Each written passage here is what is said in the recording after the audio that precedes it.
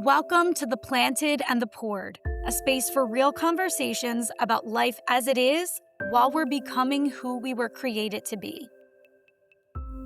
Can I ask you a question? What do you love about being a woman? I think that's actually a much harder question to answer than it should be. I've been sitting with that question for a while now because I've been learning more about the history of feminism and thinking about the women that I've worked with over the years and reflecting on my own life. And honestly, I'm still sorting through a lot of stuff. I think women have spent a long time trying to answer the question of what makes us valuable. And I feel like the conversation often swings between two extremes.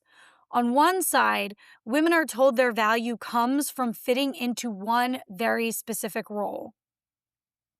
On the other, it can feel like our value comes from proving that we can do everything that men can do. And for me, neither of these truly captures how I believe. I definitely want women to have so many opportunities. I believe that girls should dream big. I think women belong in leadership.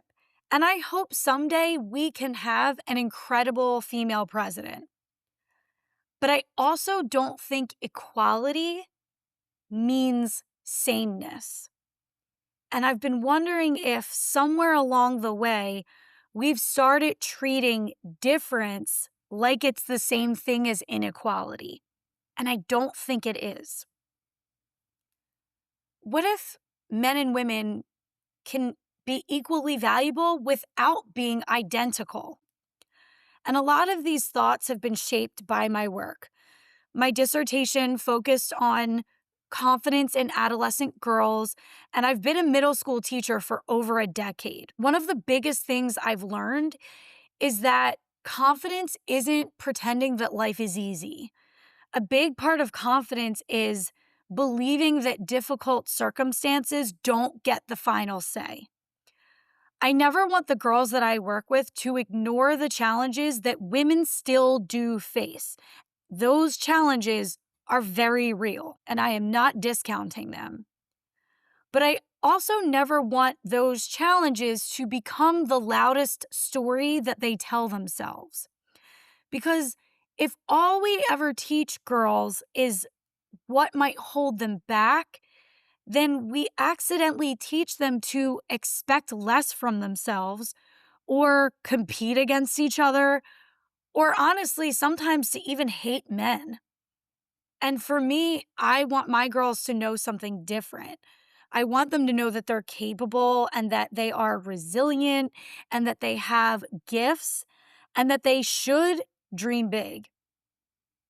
And I want them to know those things not because life is always fair, because usually it isn't, but because their circumstances don't determine their worth or what they can do in the future. And then I think about Embrace Grace. And if you aren't familiar with it, it's a ministry that supports women who are single with unplanned pregnancies. And walking alongside those moms has fundamentally changed me. Because over and over again, I've watched women whose lives did not go according to plan, and I've watched them discover that God was not finished writing their story. And I think that's something that no matter your situation, every one of us could benefit from hearing. Because maybe your unexpected chapter is not an unplanned pregnancy. Maybe it's financial struggles. Maybe it's infertility or a divorce or a diagnosis or losing your job or a dream that didn't work out. Whatever it is, it's important that we remember that our stories are not over. And to me, that's not false positivity, it's hope. And while there's a saying that I believe in that says hope is not a strategy, I think that hope is one of the greatest gifts that we can give each other. And hope is definitely a good tool.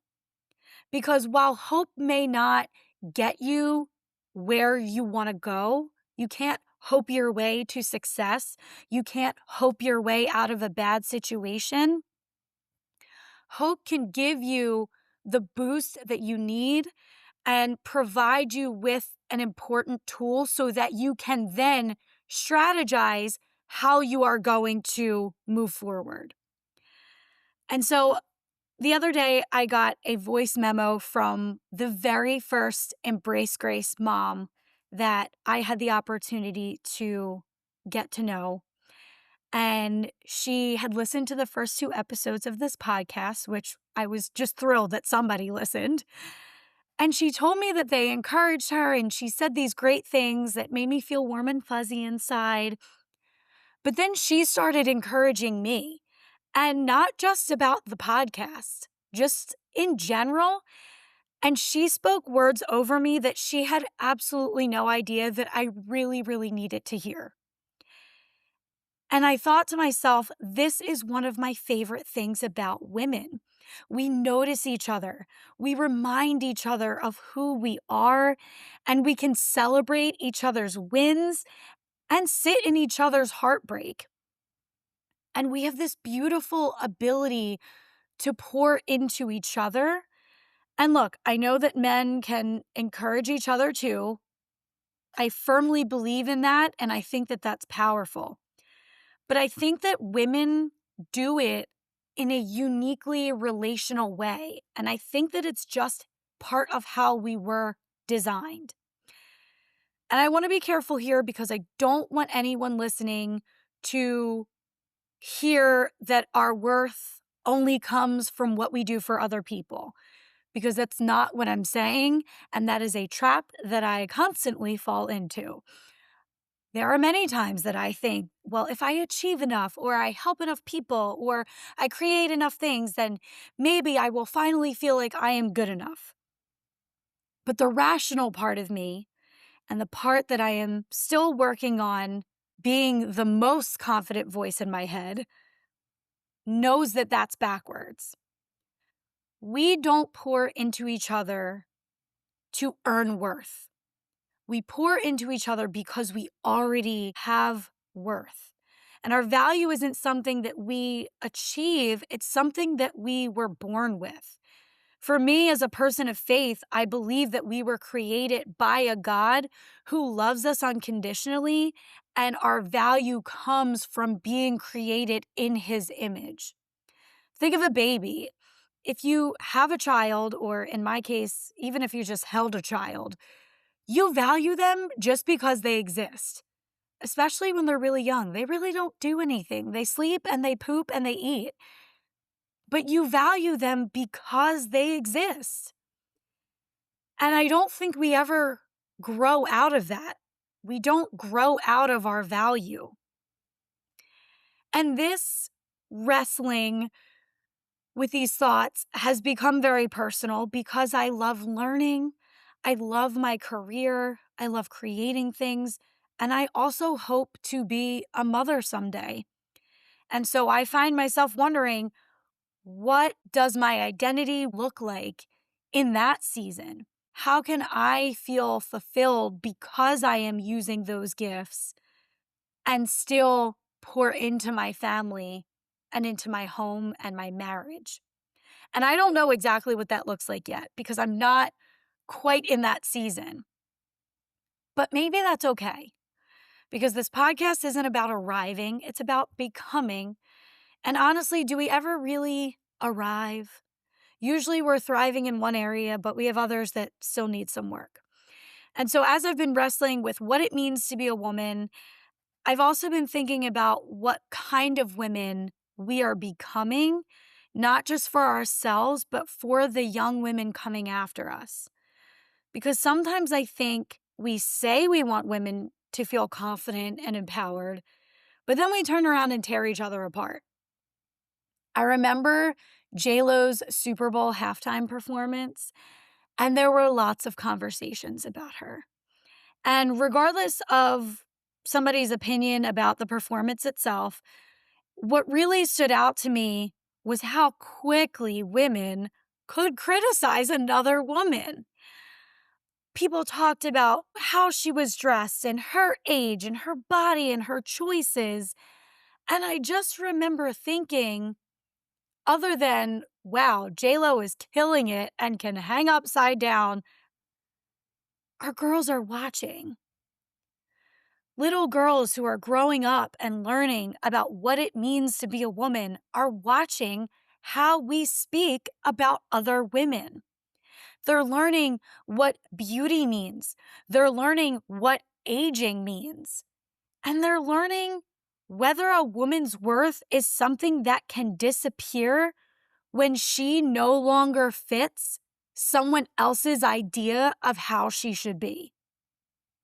And I don't say this to shame anyone because I am not immune from judging other people. I wish I was, but I'm human.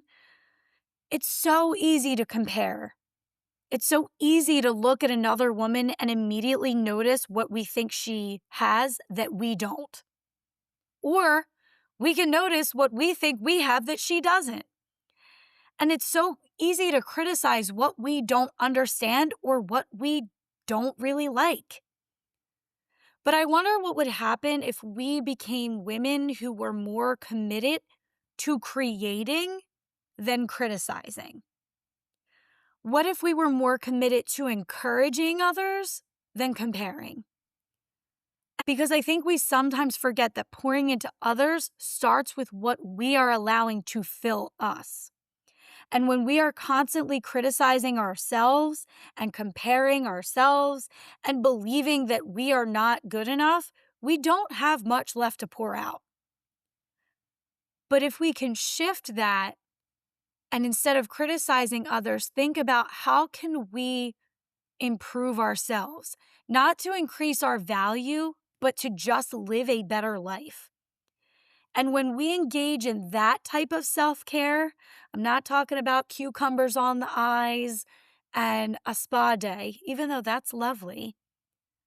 But when we pour into ourselves and try to improve our minds and our health and our spirit, when we improve our thoughts and our attitudes about ourselves and other people, the goodness inside of us naturally begins to pour into the people around us. And when I think about the women who've shaped my life, I don't just think about what they've accomplished. That's great, and I love to cheer them on. But I think about how they made me feel and how they made other people feel. The way they noticed people and encouraged people and made space for people. The way that they loved. And not because those things made them valuable, because they were valuable first. But it's like, because they knew they were loved, they were free to love other people well.